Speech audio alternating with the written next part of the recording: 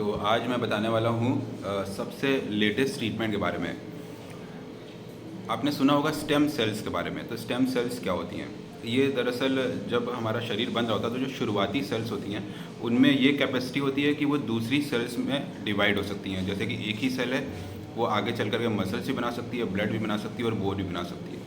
तो इस तरह की बहुत सारी पोटेंसी जिस सेल में होती है उसे बोलते हैं प्लूरीपोटेंट स्टेम सेल्स। प्लूरी यानी बहुत सारे, पोटेंस मतलब पोटेंसी, संभावना बहुत सारी उसके अंदर, और स्टेम सेल यानी कि ये ओरिजिन वाली, रूट वाली, जड़ वाली ये सेल हैं।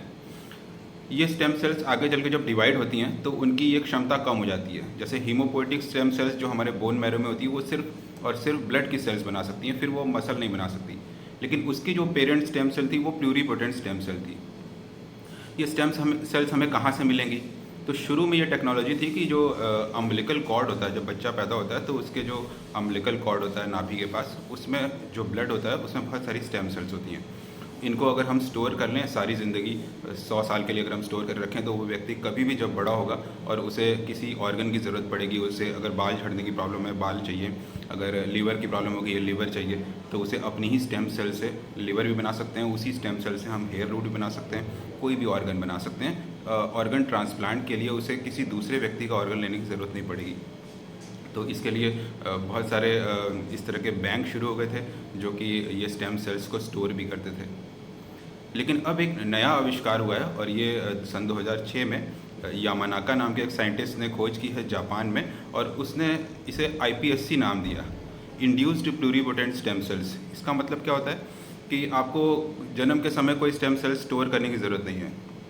अभी आपके स्किन से कोई एक टुकड़ा लेंगे और इसे हम इंड्यूस करके उस तरह की स्टेम सेल बना देंगे जो शुरुआती दौर में, जीवन के शुरुआती दौर में जो भ्रूण के अंदर, एम्ब्रियो के अंदर होती हैं, और वो कुछ भी बना सकती हैं, कोई भी ऑर्गन बना सकती हैं। इस iPSC की खोज के लिए यामानाको को 2012 में नोबेल अवार्ड भी मिला। उन लोगों ने एक ट्रांसक्रिप्शन फैक्टर होता है, 4 प्रकार के जीन्स होते हैं, इसकी खोज की, इसे यामानाका फैक्टर बोलते हैं। अगर इसे हम इंट्रोड्यूस करें किसी भी नॉर्मल बॉडी सेल में तो वो प्लूरीपोटेंट स्टेम सेल बन जाती है। तो इस टेक्नोलॉजी में कितनी संभावना है। आपको हेयर ट्रांसप्लांट करने की ज़रूरत नहीं पड़ेगी, आपको बालों की दवा लेने की ज़रूरत नहीं पड़ेगी। अगर आपके बाल उड़ गए हैं और बाल की जड़ें ख़त्म हो गई हैं तो आपके स्किन से हम एक टुकड़ा लेंगे और उसे इंड्यूस करेंगे, प्लूरीपोटेंट स्टेम सेल बनाएंगे और उसे इंजेक्शन में भर के आपके सिर में डाल देंगे। कुछ दिनों बाद वहाँ पर नॉर्मल बाल आना शुरू हो जाएंगे। अगर आपको कोई भी दूसरी बीमारी हो गई है, अगर आपको लीवर की प्रॉब्लम होगी और आपको लीवर ट्रांसप्लांट करना है, तो हम आपकी स्किन से टुकड़ा लेकर के लीवर बना सकते हैं, किडनी बना सकते हैं, हार्ट बना सकते हैं, कोई भी ऑर्गन बनाया जा सकता है इस टेक्नोलॉजी के ज़रिए। अभी ये टेक्नोलॉजी रिसर्च में है और इसकी एफिशिएंसी बहुत कम है, यानी कि 0.1% एफिशिएंसी, यानी कि हमारे 1000 प्रयास में एक प्रयास जो है वो सफल होता है प्लूरीपोटेंट स्टेम सेल बनाने का। लेकिन बहुत जल्दी हमारी एफिशिएंसी इसकी बढ़ने वाली है। साथ ही किसी भी बॉडी सेल को हम इंड्यूस कर सकते हैं। बॉडी सेल्स को सोमेटिक सेल बोलते हैं, तो किसी भी सोमेटिक सेल को हम प्लूरीपोटेंट स्टेम सेल बना सकते हैं। ये इसी खासियत है, तो इसका मतलब है कि बहुत लंबे टाइम तक स्टोर करने की ज़रूरत नहीं है। तो एक बहुत ही क्रांतिकारी आविष्कार है। आने वाले समय में बहुत सारी ऐसी बीमारियां हैं जो हमेशा के लिए ख़त्म हो जाएंगी। आपको थायराइड की प्रॉब्लम है, आपको लाइफ लॉन्ग थायराइड की दवा लेनी पड़ती है क्योंकि यहाँ की सेल्स मर गई हैं। अगर हम किसी स्टेम सेल को यहाँ डालें और वो थायराइड बना दे तो आपकी प्रॉब्लम हमेशा के लिए ख़त्म हो जाएगी।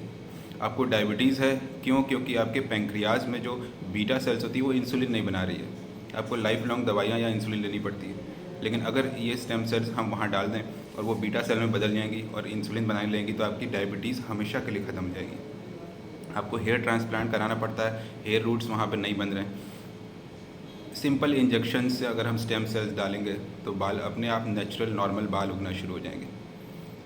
इसी तरह से बॉडी की कोई भी प्रॉब्लम हो जो जिसके लिए अभी हमें ऐसा लगता है कि लाइलाज है, ठीक नहीं हो सकता, वो सारी चीज़ें हम इस iPSC टेक्नोलॉजी से ठीक कर सकते हैं। यामानाका ने iPSC को स्मॉल आई लेटर के साथ लिखा क्योंकि आईपॉड बहुत फेमस था और वो छोटा आई और POD लिखते थे, तो उन्होंने भी iPSC को इसी तरीके से छोटे आई के साथ, इनिशियल के साथ लिखना स्टार्ट किया।